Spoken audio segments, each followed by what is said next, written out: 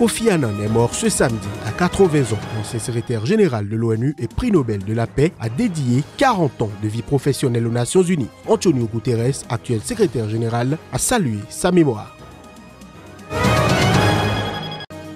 Le président malgache a annoncé ce vendredi qu'il allait briguer un deuxième mandat à la présidentielle de novembre. Mais c'est à coups de feux d'artifice et de pétards que ses supporters ont salué la nouvelle.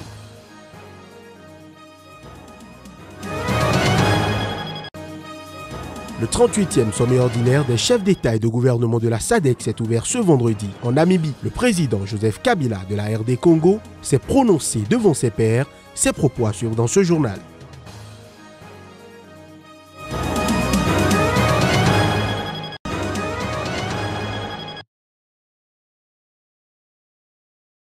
Cette déclaration intervient alors que le paysage politique ivoirien est en pleine recomposition. L'enfant turbulent du Parti démocratique de Côte d'Ivoire PDCI se réjouit avec des formules étudiées d'avoir, dit-il, eu raison avant les autres. La vie politique ne se nourrit pas d'alternance tontinière en démocratie, a déclaré l'ancien candidat à la présidentielle de 2015 et cadre du PDCI, parti d'Henri Konan Bédié, Kwadwo Konabertin, dit Kakabe, lors d'une conférence de presse à Abidjan ce 16 août. Elle est rythmée au contraire d'alliances qui proposent des alternatives crédibles et auxquelles les populations accordent leur confiance. Kwadwo Konabertin, qui avait refusé l'appel de Daukro de son président Henri Konan Bédié, appel qui ruinait les chances du PDCI de se frotter au Rassemblement des Républicains en 2015, fait des gorges chaudes des déclarations actuelles d'émancipation de son parti par rapport au parti unifié, le Rassemblement des Oufouettistes pour la démocratie et la paix, le RHDP. Cette émancipation pourrait aller jusqu'à des alliances qu'on n'avait plus connues depuis longtemps pour les prochaines échéances électorales.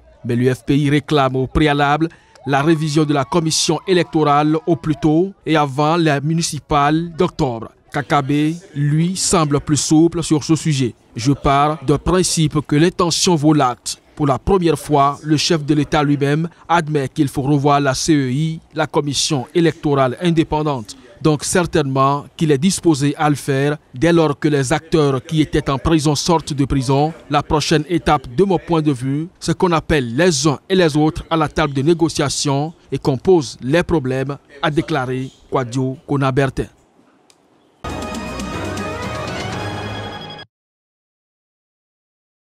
C'est avec une immense tristesse que la famille Annan et la fondation Kofi Annan annoncent que Kofi Annan, ancien secrétaire général des Nations Unies et lauréat du prix Nobel de la paix, est décédé paisiblement samedi 18 août après une courte maladie, a annoncé sa fondation dans un communiqué à Genève. L'actuel secrétaire général de l'ONU, Antonio Guterres, a salué en son prédécesseur une force qui guidait vers le bien. Diplomate de carrière, Kofi Annan a contribué à rendre l'ONU plus présente sur la scène internationale pendant ses deux mandats de 1997 à 2007. Premier secrétaire général issu de l'Afrique subsaharienne, le Ghanéen a dirigé l'organisation pendant la période troublée de la guerre en Irak avant de voir son bilan terni par des accusations de corruption dans l'affaire pétrole contre nourriture.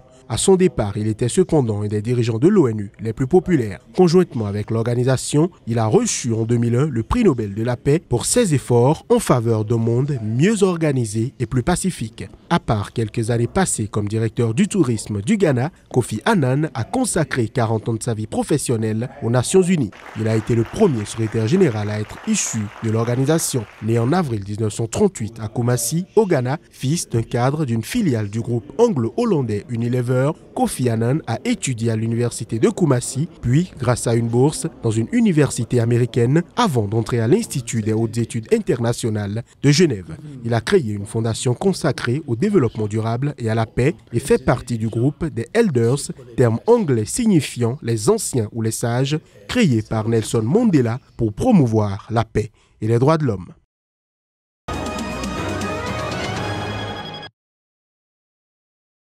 Joseph Kabila était présent à Windhoek, la capitale namibienne, pour l'ouverture du sommet des chefs d'État de la Communauté de développement de l'Afrique australe, SADC, ce vendredi. Le président de la République démocratique du Congo s'est d'ailleurs exprimé pour la première fois depuis l'officialisation du nom de son dauphin en vue de la présidentielle de fin de l'année dans son pays. Cette intervention, qui n'était pas prévue dans le programme donné à la presse, était à la demande des pairs du président congolais.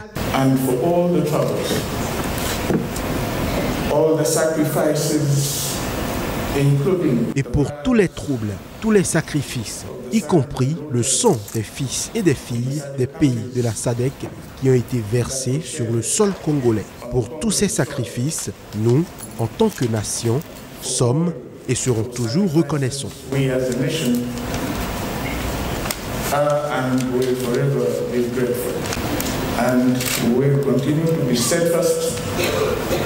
Nous continuerons d'être inébranlables et très vigilants sur cette question particulière alors que nous nous préparons aux prochaines élections à la fin de l'année.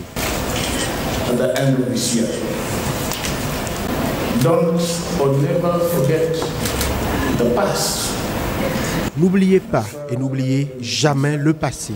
Et en ce qui concerne notre région, ne négociez pas sur les principes de la SADC. Et enfin, restez concentrés sur la mission.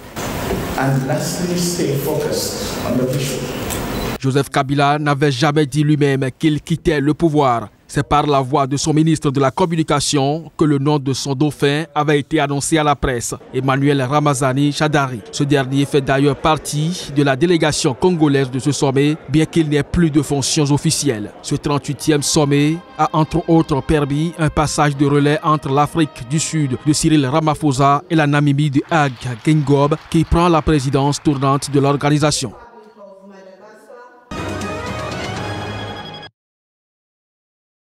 Dans un communiqué rendu public par le ministère de la Justice, le Sénégal rejette les accusations d'Amnesty International. Ces accusations, qualifiées de graves et erronées par les autorités sénégalaises, sont mentionnées dans un rapport sur les droits de l'homme au Sénégal intitulé « Des paroles non suivies date » et avait été publié mercredi par l'organisation internationale.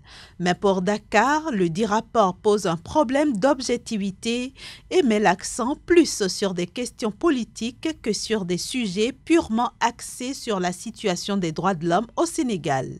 Et Dakar refute l'accusation de procès inéquitable pour juger des opposants, dont le maire de Dakar, Khalifa Sall, candidat à la présidentielle de février 2019 face au président Macky Sall.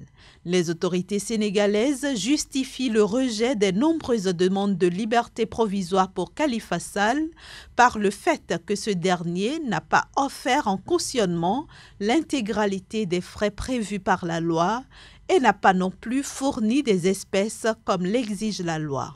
Autre cas évoqué dans le communiqué du ministère sénégalais de la Justice, celui de Karim Wade et de djihadistes présumés condamnés à l'issue de procès jugés inéquitables par Amnesty International et ou après des procédures jugées prolongées. Ce à quoi Dakar réplique que la durée moyenne des procédures criminelles est de 3 ans au moins dans tous les pays respectueux des droits de l'homme. En bouclant donc le 19 juillet dernier la procédure sur le dossier des djihadistes présumés dans un délai de 2 ans, le Sénégal a respecté les délais impartis. Enfin, les autorités sénégalaises se défendent d'interdire et de réprimer les manifestations des partis d'opposition et des défenseurs des droits de l'homme.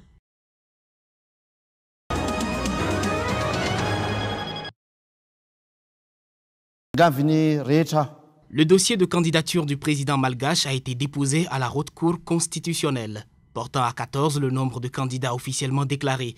Mais avant, il a entretenu le doute sur sa candidature pendant plusieurs semaines. Parmi les précédents, on note André Rajoelina, mais aussi 2 anciens premiers ministres, Jean-Omer Beriziki et Jean Ravalomanana. Marc Ravalomanana devrait le faire dans les prochains jours, la date limite étant le 21 août. Le président Henry devrait quant à lui démissionner en septembre pendant la campagne électorale et confier l'intérim de la direction du pays à la deuxième personnalité de l'État malgache, l'actuel président du Sénat, Reko Rakotovao, issu de son parti. Le président sortant justifie sa candidature par le fait qu'il veut protéger les acquis des actions déjà accomplies. Il se dit persuadé de faire plus que ce qu'il a déjà accompli pour le peuple. Les dates de la présidentielle qui ont été annoncées fin juin pour le 7 novembre, le premier tour, et le 19 décembre, le second tour, ne sont pas toutefois conformes à une récente décision de la Haute Cour destinée à sortir le pays de l'impasse politique. La plus haute instance juridique de Madagascar avait décidé d'accélérer le calendrier électoral et exiger que l'élection présidentielle soit organisée d'ici la fin de la saison sèche, c'est-à-dire d'ici septembre-octobre et non plus à la fin 2018.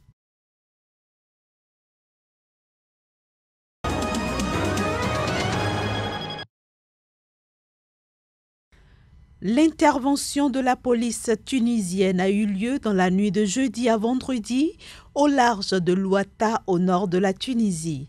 Elle visait à intercepter une embarcation qui avait pris la mer vers 2h30 locales près de Sfax à l'est du pays. À son bord se trouvaient des migrants qui tentaient de partir clandestinement de la Tunisie vers l'Italie. Selon le porte-parole de la garde nationale, Ousseim Djebabli, des passants du bateau ont tiré des cocktails Molotov contre les forces de l'ordre avant de mettre le feu à l'embarcation et de tenter de s'enfuir à la nage. Au terme de l'altercation, un passager a été retrouvé mort et des opérations de ratissage ont été lancées à la recherche d'autres corps. Par ailleurs, 4 Tunisiens, 8 Ivoiriens et 2 Congolais ont été arrêtés, dont l'un hospitalisé pour des brûlures. Au dire du porte-parole de la garde nationale tunisienne, un nombre croissant de Tunisiens en quête d'emploi et de perspectives d'avenir tentent de se rendre illégalement en Italie via la Méditerranée. Au premier semestre 2018, 2659 candidats à la traversée clandestine ont été arrêtés dans le pays, contre 564 à la même période en 2017, avec à la clé plusieurs naufrages meurtriers, dont le dernier a fait 87 morts le 3 juin 2018.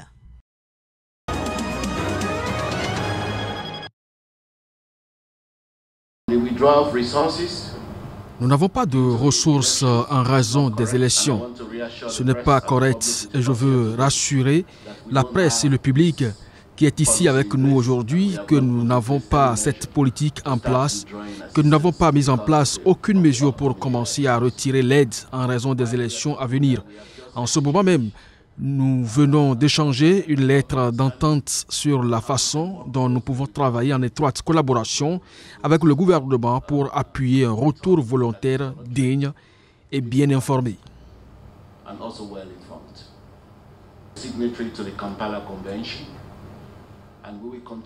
Le Nigeria est signataire de la Convention Kampala et nous continuerons à travailler avec le gouvernement du Nigeria et les États touchés par cette crise pour nous assurer que nous fournissons une assistance adéquate aux personnes qui ont été prises dans ce conflit insensé.